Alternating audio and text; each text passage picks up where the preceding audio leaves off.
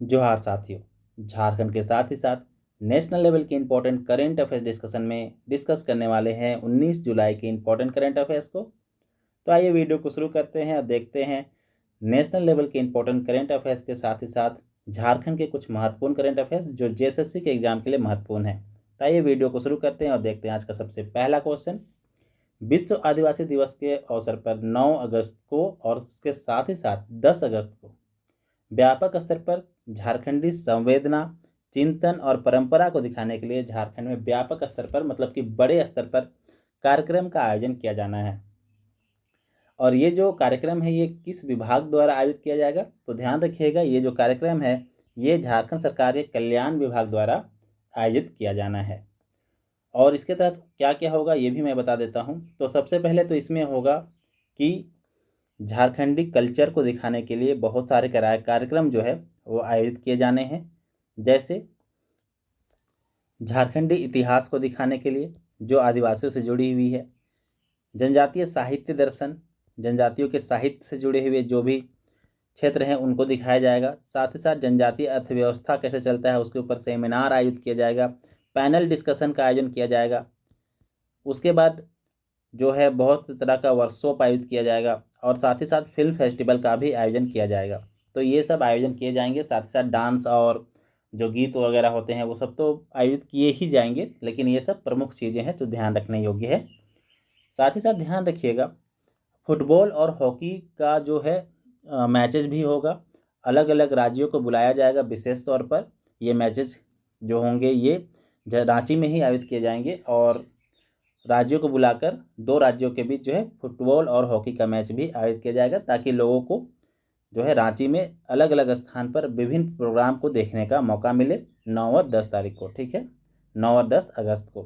साथ ही साथ इसका आयोजन किसके द्वारा किया जा रहा है? तो कल्याण विभाग के द्वारा तो किया जा रहा है, लेकिन इसकी प्रमुख एजेंसी कौन है जो इसका पूरा ड्राफ्ट तैयार कर रही है? तो इसका जो पूरा ड्राफ्ट तैयार कर रही है वो कर रही है आदिवासी कल्याण आयुक्त का जो ऑफिस है, आदिवासी कल्याण आयुक्त का जो ऑफिस है उसके द्वारा। और साथ ही साथ रामदयाल मुंडा जनजातीय शोध संस्थान जो कहाँ है? रांची में ही है, रामदयाल मुंडा जनजातीय शोध संस्थान, इसके द्वारा। ठीक है, तो ध्यान रखना है। बात करते हैं अगले क्वेश्चन की। अगला क्वेश्चन है अखिल भारतीय पुलिस बैंड प्रतियोगिता के द्वारा जो है उसमें झारखंड की जैप 10 की महिला सदस्यों ने सर्वश्रेष्ठ बैंड का जो है अवार्ड जीता है। इसका आयोजन कहाँ किया गया था? तो इन्होंने सर्वश्रेष्ठ बैंड का जो आयोजन हुआ था उसमें जो सर्वश्रेष्ठ पदक जो है जो वो जीता है। और जैप 10 की ये महिलाएं थी और इसका आयोजन हुआ था चंडीगढ़ के पंचकुला में। कहाँ पे? चंडीगढ़ के पंचकुला में।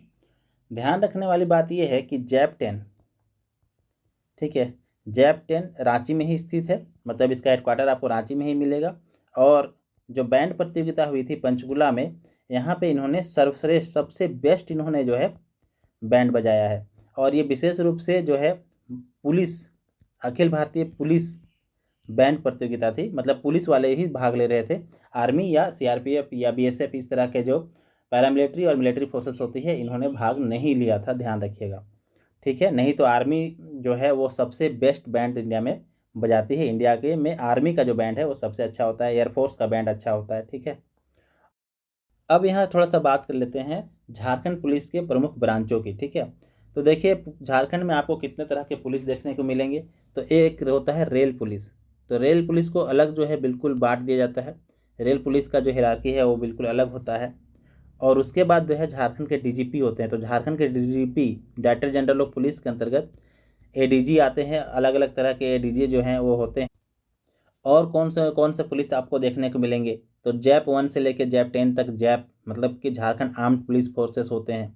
ठीक है, उसके बाद आईआरबी होती है। आप सभी को पता होगा आईआरबी का वैकेंसी भी कुछ समय पहले एसएससी ने निकाला था, काफ़ी लोग इसमें जॉब भी कर रहे हैं। उसके बाद सैप होता है।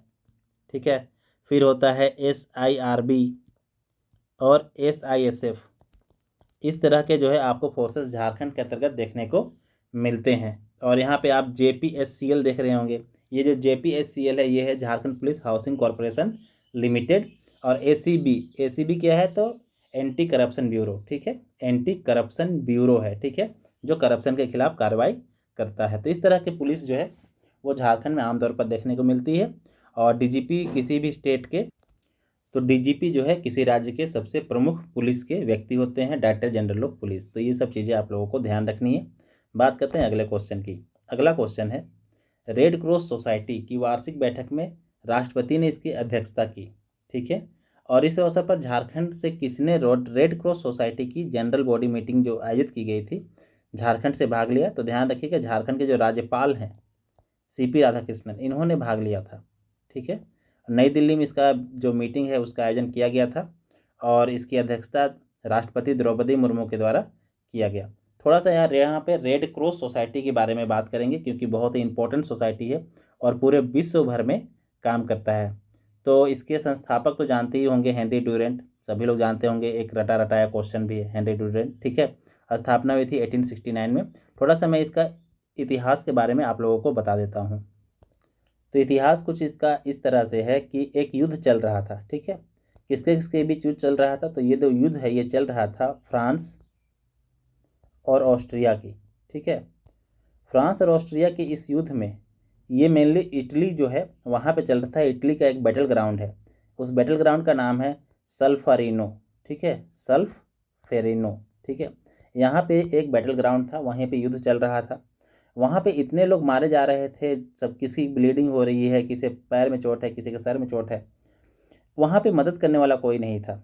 तो वहीं पे एक स्विट्जरलैंड के आदमी थे, स्विट्जरलैंड, ठीक है, स्विट्जरलैंड के व्यक्ति थे जिनका नाम था हेनरी डुरेंट। उन्होंने ये देखा और सोचा कि एक ऐसे ऑर्गेनाइजेशन की काफ़ी ज़्यादा ज़रूरत है जो इन क्षेत्रों में काम करे, इन बैटल ग्राउंड्स में काम करे, इनको सहायता पहुंचाने के लिए काम करे।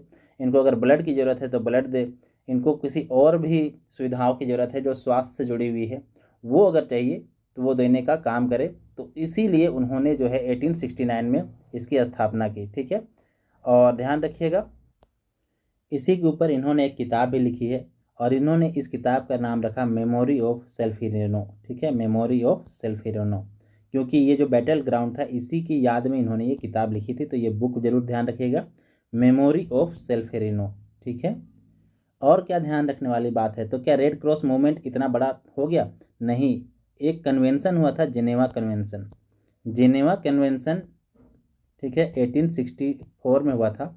और यहाँ पर से जो है रेड क्रॉस मूवमेंट की शुरुआत की गई, रेड क्रॉस मूवमेंट, और इसे पूरे विश्व में फैलाया गया जहाँ जहाँ युद्ध वगैरह चल रहे थे या फिर जहाँ लोगों को स्वास्थ्य की क्षेत्र में मदद की ज़रूरत थी वहाँ पे इसको लाया गया। अब ये भारत में कब आया? तो भारत में ध्यान रखिएगा इसे लाया गया 1920 में, ठीक है, 1920 में।